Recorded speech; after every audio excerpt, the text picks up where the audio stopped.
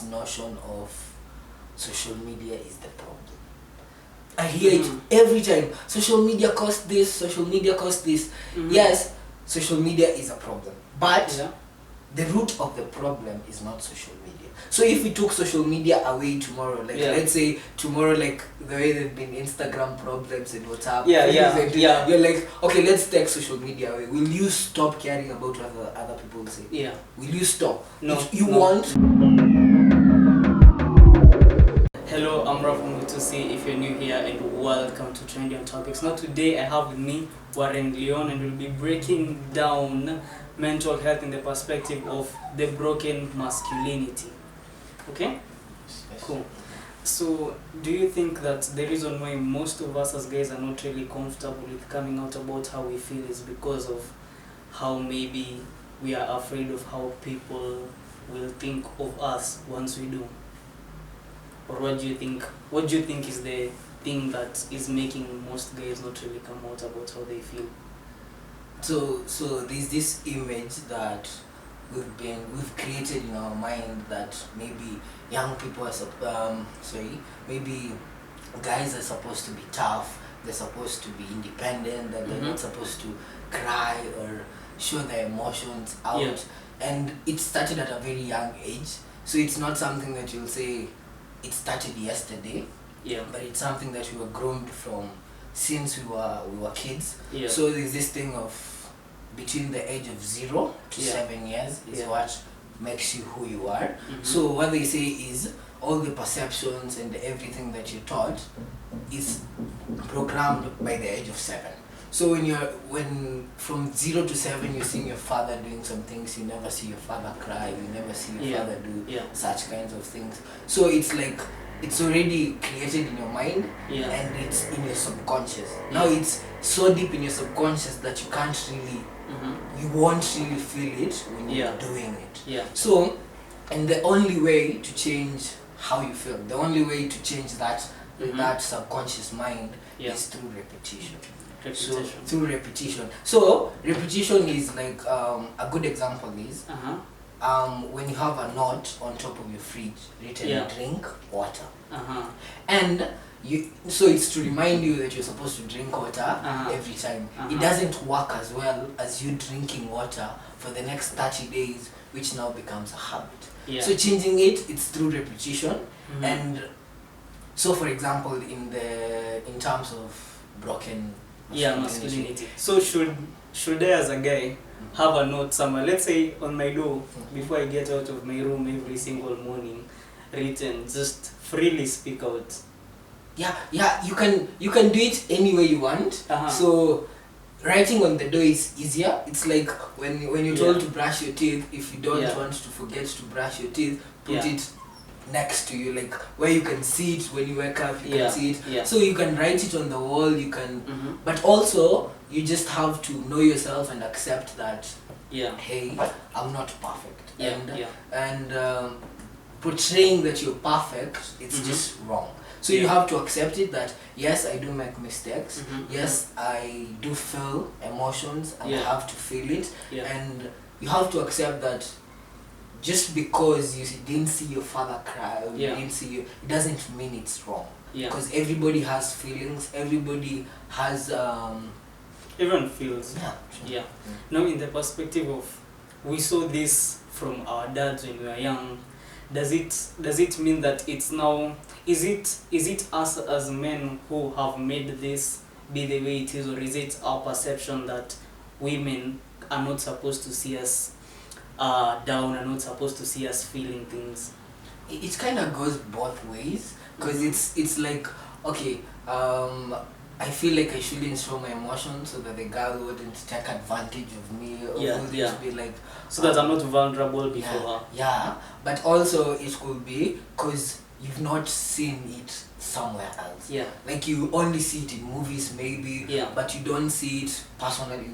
Your father doesn't tell you, your mom doesn't tell you. They hide when they're having issues. And that's why when you find things like divorce, when your mom and dad divorce or separate, it's tough for you because you haven't really seen the problem, because they hide during the rooms and all. So it kind of goes both ways. Now, you talk a lot about self-worth, all that, and there's this thing about being a smile ambassador. What's all that? What's all that about? Okay, so I started this challenge. I think 2 years ago. So many people in the world are so insecure about their smile. Yeah. So many people in the world are so insecure about their smile, and the reason they think that to have a beautiful smile you have to have well arranged teeth, you have to have white teeth, or you have to have like this kind of face that I like Yeah. seeing people say that their face looks fatter when they smile. And I started this, I became the smile ambassador. I started this challenge Yeah. to validate everyone, to tell you that yes, Yeah. you have a smile and your smile is valid. Know the value of your smile, because you don't need to have the most beautifully well arranged teeth to smile. Yeah. You have to know the value and know, and if the smile is genuine, that shows a lot. Because Mother Teresa, I like quoting Mother Teresa because she said this beautiful quote: "You will never understand all the good that a simple smile can accomplish." So a smile, somebody will think it's just a kawaida thing, Yeah, it's just yeah. smiling and it Yeah. ends there. But when you think about it, a smile, when you smile at somebody at an event, that could be a future wife. That chick could be a future wife, or maybe not. Yeah, You just never. And also, can go both ways. yeah, and you can smile at somebody at an interview and they Yeah. become more confident. True. Yeah. So there's so many things a smile could help you, Yeah. and just if you know the value of your smile. And Yeah. also, I quote this: a genuine smile shows that you're happy, relatable, and confident. And that's what we all want to be. True. We all want to be happy. Yeah. We all want to relate with other people well. Yeah. We all want to be confident in ourselves. So I started a challenge where it's called a challenge. It's called a smile challenge. Yeah. Because I challenge people to smile however much they're feeling. So if they're feeling bad, if they're feeling that day is just terrible, Yeah. just the fact that they're listening to me or watching this or reading this from somewhere Yeah. should validate them that you have a reason to smile. Yeah. That just the fact that Regardless you're of what's going alive. on. Yeah. Yeah. Just the fact that you're alive, it shows that There's something to smile about. Yeah, there's always something to. Even when life gets tough, and it does It does sometimes. get tough. But just remember, you always have a reason to smile. To smile. Yeah. Wow, that's pretty legit. Now that we've really branched into just mental health as a whole and not just a guy's thing, there's this thing, back to the smile thing. A lot of people are a bit insecure when it comes to a lot of things, boys and girls both, you know. Yeah. So what are some of the ways that you personally would advise for people to handle their insecurities? Because I personally think insecurities are what most relate to some of these mental health issues such as anxiety and depression.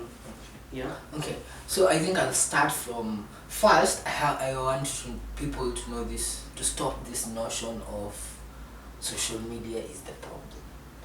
I hear it every time. Social media caused this. Social media caused this. Yes, social media is a problem, but Yeah. the root of the problem is not social media. So if we took social media away tomorrow, like Yeah. let's say tomorrow, like the way there've been Instagram problems and WhatsApp, Yeah, you're like, okay, let's take social media away. Will you stop caring about what other people say? Yeah. Will you stop? No, If you no, want, no, because now, yes, social media is gone, but the root of the problem is not gone. The root of things like depression is from insecurities, thinking I'm not enough, I'm not good enough, or not knowing your value. You get? Yeah. So it's very bad to blame social media, because it's like a magnifying lens on top of the root. So Yeah. the root is here, and it's a magnifying lens increasing everything. Yeah. So like for social media, you have to get into, when you're on social media, have this mindset of Yeah. this person is showing the best of them. They won't show you their problems, they won't show you the bad. Yeah. And as human beings, we always want people to see the good in us. It's like an advertisement, basically. Yeah. So if you go to social media with the mindset of, this is the best picture this Yeah. lady has taken. This chick, this is the best picture in that 20 and chicks take a lot. In that 20 to 25 pictures, this is the best they've taken. And also, there's this thing of comparing ourselves to others. Yeah. And I'll get to the meditation part later, which yeah. is a process that will help everyone. Yeah. And people assume that it's for, and it's hidden among the elite people, the people who have money, or the people who are considered as spiritual, but it also helps everyone. Yeah. But then I'll give you a story. When I made my hair, I think you saw my hair. Yeah. So when I put that hair, so many people used to judge me. Yeah. The first time I walked out of that salon, more than 10 people looked at me twice. And I remember getting into the matatu, people were looking at me, and in my head I was like, what the hell did I just do? Because now you're questioning yourself and you're questioning the decision. And at first, before that, it never felt like I was just like, I don't care about what other people say. Yeah. But now it was in my face. When everybody's looking at you, you're meeting people that are like, you look like a chick. Or I posted that picture and it got like, I think 70 comments, and some of the comments were like, hey, or like there's this friend of mine who made fun of me and said, imebaki tu mascara and nini. And I put that picture and so many people commented in all sorts of ways. People used to walk up to me and say silly things. Yeah. And that's when I realized I really care about what other people think. Yeah. And it's a big thing. It's one of the things that has killed so many dreams than we say. Yeah. Like, it has killed so many dreams than terrorism. Yeah. That's how real it is. You get, so many people care about what other people say. But is there really a way of us avoiding that thing? Yeah. There is. So let me just get into the meditation process. Yeah. So basically is when you wake up, immediately you wake up. Yeah. So when you wake up, the first thing you do as a normal human being, almost 90 to 80% of us do it, is get on your phone. Check your phone, yeah. That's the first thing. Of course. Yes. So when you wake up, and I've done it, I've never missed a single day, and I share it to all my friends. When you wake up, you can have your phone for your alarm. So I'll just wake up and see my alarm and be like, oh, okay, it's time. But then I start with these breathing exercises. So this breathing exercise is just breathing in and breathing out, but at the same time. So at that moment you sit in the most comfortable way. You put some meditation music, which is basically just a piano playing, and then when you're seated in the most comfortable way, you're not sleeping, because when you lie down you go back to sleep. So you're seated in the most comfortable way. Then you close your eyes. When you close your eyes, you start breathing in deeply and breathing out. So you count 1, 2, 3 while breathing in, 3, 2, 1 while breathing out, or at the same. So I'll explain each as I show. So when you do that, thoughts will come to your head. So many thoughts will be like what are you going to eat? How's your day going to be? Oh, you remember that chick? Oh, you remember? Like so many things. Yeah. So when it comes, it's okay, because you can't control them. So you just say okay, but you count. You bring your mind back to the counting. Yeah. So I'll do an example. So it's like, so.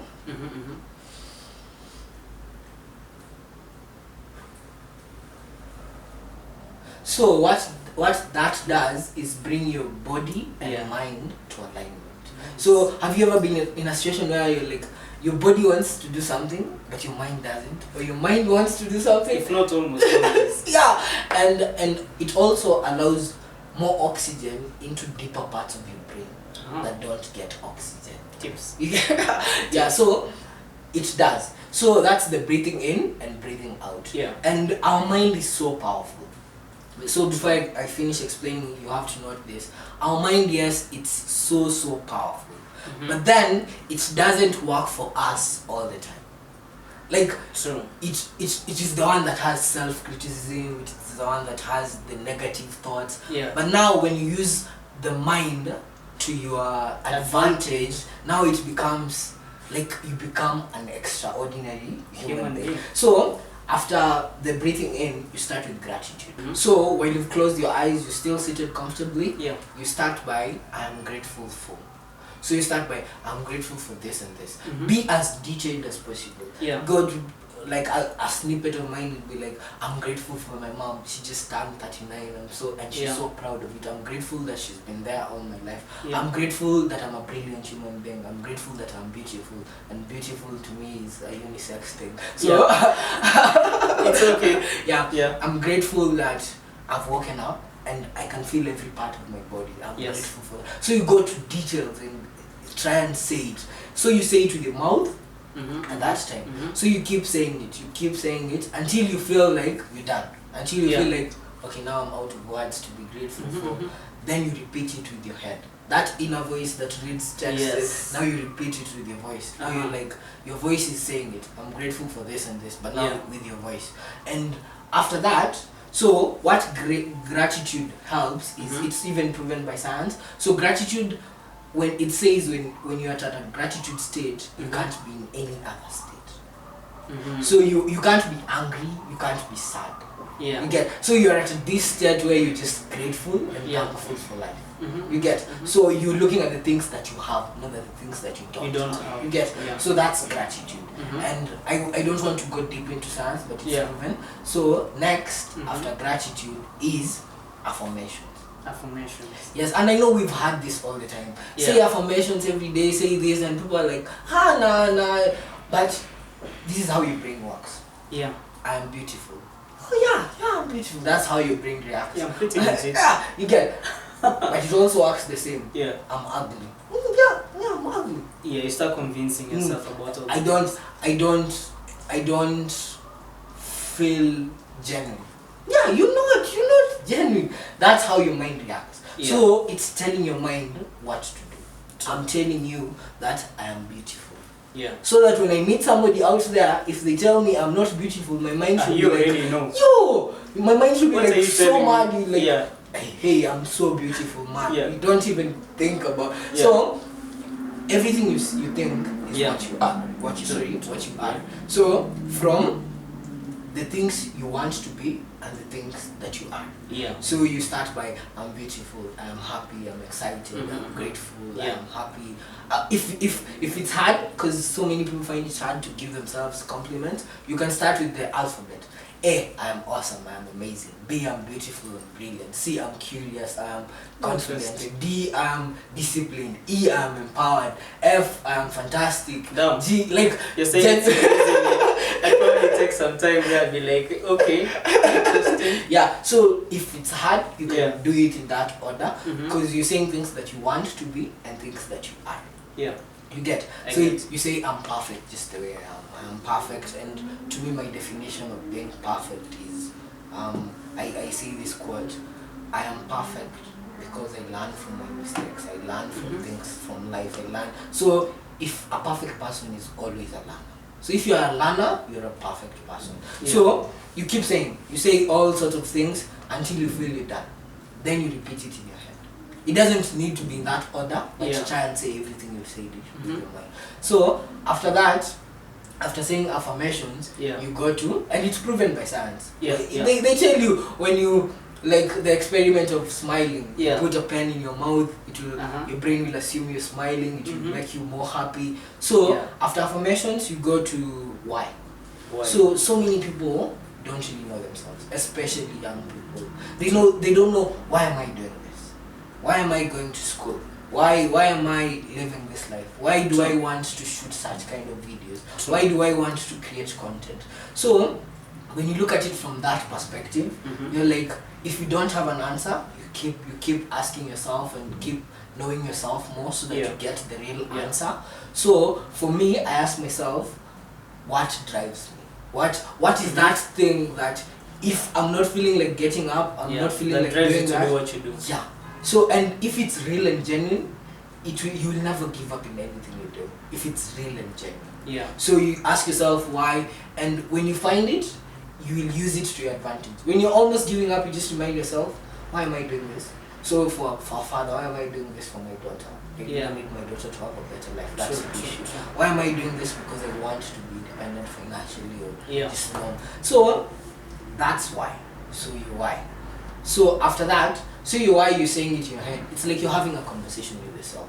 It's meditation is time with yourself. just having this time with yourself, and it's mindful. It's not that you just seated and your thoughts are just running in your head. Yeah. So it's like you're telling your mind, I want this, and this. True. So after why, after you know your why, you get into now. So this part is personal to everyone. So for me, I get into all my projects. All. Yeah. Like, I have to know, why am I doing this project? And if at all I'm doing that project for money, then that's not worth my time. Because if you're doing it for money, when I become a millionaire, I wouldn't want to do it anymore. Because I'm making money, so I don't really need to do it. And I like telling people, look at money from a different perspective. Look at money from, okay, I don't need money. Like, you know, when you wake up and you're like, I need money for food, I need money for this. You should look at it for, okay, you need money for food, so you need food. You don't need money. You need money for a better place, so you need a place. You need a better place. You don't need money. You get. And trust me, it will make you'll become more, which one can I use? It will make you more aware of what you're doing, and also you'll make more money by not thinking about money. I'll give you a tip, a secret to every person that can help them in their life at the end.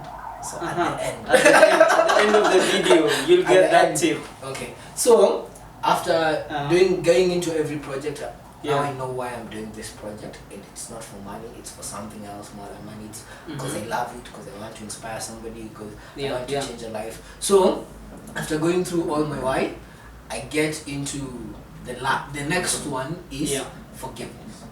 So it's so easy to forgive someone else. Like, you'll ask me for forgiveness, and I'll be like, okay, it's okay. It is what it is in life. But then if you forgiving yourself, you're apologizing to yourself, it's not that easy. It's so tricky, because now you're telling yourself, you knew this was wrong and you still did it. You still did it, and you know deep down it's wrong. You get. So when you reach that point and you're like, okay, so what you do is, when you forgive yourself, you'll feel more peaceful, you'll feel more calm, you'll feel more relaxed, and it's proven by science. So So forgiveness, they did this experiment where they took let's not get to the experiment. Okay, cool. Good. Forgiveness. So you forgive yourself, you forgive somebody else, and people should know, just because you forgive somebody else doesn't mean they should be in your life. True. Just because I forgive you and you're toxic to me doesn't mean I should bring you back into my life. So you forgive them, but not necessarily them being in your life if they're not close to you. So after forgiveness, before the last one is, I tell myself, I am a beautiful human in a beautiful world, doing beautiful things. I've seen that in your videos. I've seen that in your videos. A lot. I say that a lot. And you should say it to yourself. Okay, you can change from beautiful to anything. You can be like, I'm an amazing human in an amazing world, doing amazing things. So you choose the way you. Then the next one you say, just after that, you say, today is going to be an awesome day. Today is going to be amazing. Today is going to be fantastic. And what that does, like Steve Harvey said, it's he said it in a very good way. He said, in your head, this is how it works. When you say, today is going to be a terrible day, today is going to be a bad day. So something in your brain stands up, and it has a microphone, and it's like, hey guys, so Warren has said today is going to be a really bad day. So make sure Warren knows today is a very bad day. Every small thing, bring it up. My shoe just got caught on my dog just peed on me. Everything. When you get it, you're like, okay, so now you feel bad. Now it's a bad day. Now it's a bad day. And now we make a bad minute to be a bad hour, to be a bad day, bad month, and it can even be a bad year. So after that, so it works the same way. So when you say it's amazing, the brain is like, hey guys, so Warren has said today is going to be an awesome day. So make sure he notices everything awesome. So he's like, when he looks at the mirror, let him see a beautiful face. When he's walking out the road, let him have a good, calm mindset. Like, just, So after that, the last part is a prayer. So a prayer, you just So a prayer is not proven by science, Mm-hmm. but It's proven by logic. Let's say it's proven by logic. yeah, cause we all we all live knowing that there's somebody more powerful than us. Whatever we think, there's somebody up there The who always universe. got your back. You get. Yeah. So you pray, and after the prayer is over, you can now be like you tell yourself, I love you. Man, people don't say I love you to you. Because how will I know I love somebody else when I don't even Love love myself. myself? And it's funny how we can love somebody, forgive them for the worst things they did. But not do that and, same thing and for do- ourselves. Yeah. I guess. And it's so bad to the point that when we get into a relationship, it's toxic. And True. there's this beautiful quote by Diana Vaughan, who's a big fashion icon, and she said, Mm-hmm. the most important relationship you will ever have in life Mm-hmm. is the relationship with yourself. Mm. That's the most important Relationship, ever. yeah. The relationship with yourself. How do you treat yourself when you've done something bad? How Yeah. do you react to yourself? So the last part, you just tell yourself, hey Warren, I love you so much. Hey bro, I love you, man. Like, you're telling yourself, I Yeah. love you. Because it might be in a situation you're not dating, you don't have your parents around, so no So- one is telling you I love you. Yeah. Like, no one is making you feel love. So Yeah. make yourself feel love, and you won't even feel lonely.